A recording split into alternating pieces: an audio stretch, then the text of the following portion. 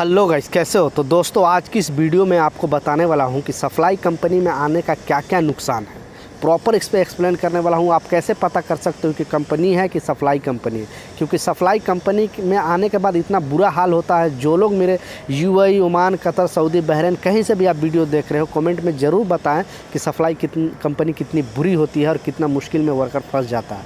क्योंकि जो लोग नए आने वाले हैं दोस्तों, कम से कम हम लोग एक वीडियो बनाकर तो उन लोग के लिए बताएं यहाँ का रियलिटी। क्योंकि जब हम लोग आने वाले थे, लोग कोई भी नहीं बताता यूट्यूब पर, बट मैं आप लोग के लिए इस तरह का वीडियो बनाकर लेके आते रहता हूँ। तो दोस्तों देखिए, सप्लाई कंपनी में आने का क्या क्या नुकसान है। पहला नुकसान तो ये है कि सैलरी दोस्तों वो घंटे के हिसाब से मिलती है।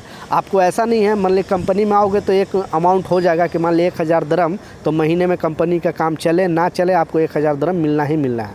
मगर सप्लाई कंपनी में आपको जितने घंटे काम करोगे उतना ही घंटे का सैलरी मिलेगी। ठीक है, मान लिया अगर डेली 5 घंटा काम कर रहे हो तो 5 घंटे मिलेगी, 10 घंटा करोगे तो 10, 20 घंटा करोगे तो 20, ऐसे करके जितना घंटे काम करोगे उतना ही मिलेगी। तो कभी कभी कंपनी के पास काम रहती है, कभी नहीं रहती। अर्जेंट काम रहती है तो ज़्यादा कराती है, कम काम रहता है तो कम कराती है। इसलिए दोस्तों, सप्लाई कंपनी में आओगे तो सैलरी तो आपको बिल्कुल मतलब मायने नहीं रखता और बिल्कुल नहीं बचा सकते हो। इसलिए सप्लाई कंपनी में आने का पहला नुकसान है। दूसरा नुकसान है दोस्तों, जब हम लोग मान ली एक ही कंपनी में अगर 10 साल, 15 साल या फिर 8 साल रह गए और हम लोग सोचे कि हमको कंपनी से कुछ बेनिफिट मिल जाए, मतलब जाने के टाइम कुछ ग्रेजुएटी मिल जाए, कुछ पैसे मिल जाए, जो अपने गाँव में कुछ जाकर कर लें। क्योंकि हमारा लाइफ तो ऐसा ही ये हो जाता है, अपने बच्चों को पढ़ाने में, घर बनाने में, बहन का शादी करने में, या और भी बहुत तरह का बीमारी में आदमी परेशान हो जाता है। तो जाने के टाइम हम लोग के पास पैसे नहीं रहते हैं। तो सप्लाई कंपनी में आप जाओगे दोस्तों तो अपने टिकट से जाना पड़ेगा। टिकट भी नहीं देती है बहुत सारा कंपनियां। इसलिए दोस्तों, सप्लाई कंपनी में बिल्कुल आप भूल से भी नहीं आना, या फिर ग्रेजुएटी नहीं देगा, मतलब कोई भी बेनिफिट नहीं देगा। आप बीमार पड़ जाओगे तो आपको खुद से इलाज कराना पड़ेगा। आपको इंश्योरेंस कार्ड भी नहीं देती है किसी भी मतलब कंट्री का सप्लाई कंपनी हो, ओमान का, कतर का, सऊदी का, बहरीन का, दुबई का, किसी भी कंट्री का बात कर रहा हूँ दोस्तों। तो इसीलिए मैं दोस्तों ये वीडियो बना के आया कि अगर सप्लाई कंपनी में आपको आना है तो इससे अच्छा आप इंडिया में काम करोगे वो बेहतर रहेगा, मगर सप्लाई कंपनी में नहीं आना। अगर रह गया दोस्तों कि सप्लाई कंपनी और कंपनी कैसे पता करे कि ये कंपनी सप्लाई है, तो 80% तो एक तरीका है दोस्तों, मैं जो बता रहा हूँ, जो मैं फील किया हूँ अपने 12 साल का एक्सपीरियंस पे, वो बता रहा हूँ कि 80% मतलब कंपनी को ऐसे पता कर सकते हो कि कंपनी सप्लाई है।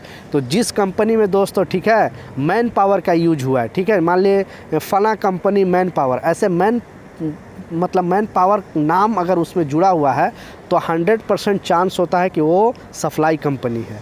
और सप्लाई कंपनी इसीलिए दोस्तों आपको आने से पहले रिसर्च करना है उस कंपनी के बारे में। किसी भी कंपनी के मान ली ऑफ़र लेटर मिला या कोई एजेंट के थ्रू आ रहे हैं तो उस कंपनी में गूगल में जाओ, मेरे वीडियो के थ्रू, या बहुत सारे लोग मेरे जैसे क्रिएटर बैठे हुए हैं गल्फ़ कंट्री में, उन लोग से पूछो, पता करो कि ये कंपनी कैसी है, क्या है, तभी आप स्टेप उठाओ। जल्दीबाजी में ऐसा नहीं कि हाँ जॉब मिल गया मैं चल जाऊँ, फिर यहाँ आने के बाद पता चला कि आप फंस जाओगे।